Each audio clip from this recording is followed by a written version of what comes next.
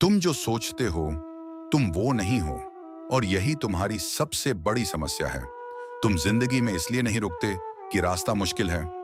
तुम रुकते हो उस पल जब तुम्हारे अंदर एक आवाज उठती है, कहीं गलत हो गया तो, और उसी डर में तुम सही कदम उठाना छोड़ देते हो। उपनिषद कहते हैं, अहम ब्रह्मास्मि।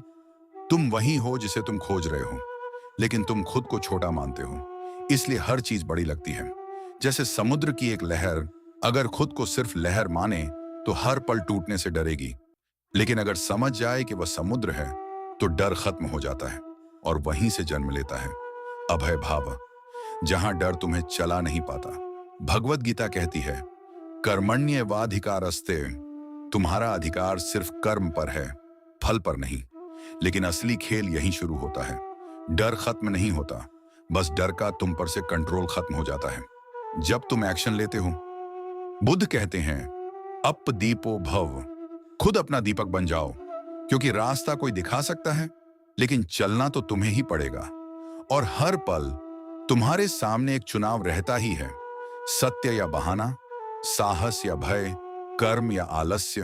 तुम जो चुनते जाते हो वही तुम बनते जाते हो।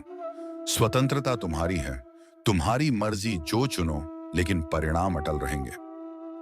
अब ध्यान से देखो, इतने अलग रास्ते, फिर भी सब एक ही बात कह रहे हैं। तुम्हारा मन ही तुम्हारी दुनिया बनाता है, तुम्हारी चेतना ही तुम्हारी असली पहचान है, और तुम्हारा कर्म ही तुम्हारा भविष्य लिखता जाता है।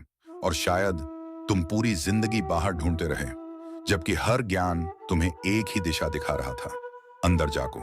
क्योंकि जिस दिन तुमने अपने मन को समझ लिया, उस दिन तुमने सब समझ लिया। और उस दिन तुम रुकते नहीं, तुम चलना शुरू करते हो और चलते जाते हो। अब फैसला तुम्हारा है, सुनकर आगे बढ़ना है या सच में बदलना है। क्योंकि अगर आज तुमने सिर्फ एक कदम उठा लिया, तो वही कदम तुम्हारी पूरी जिंदगी बदल सकता है।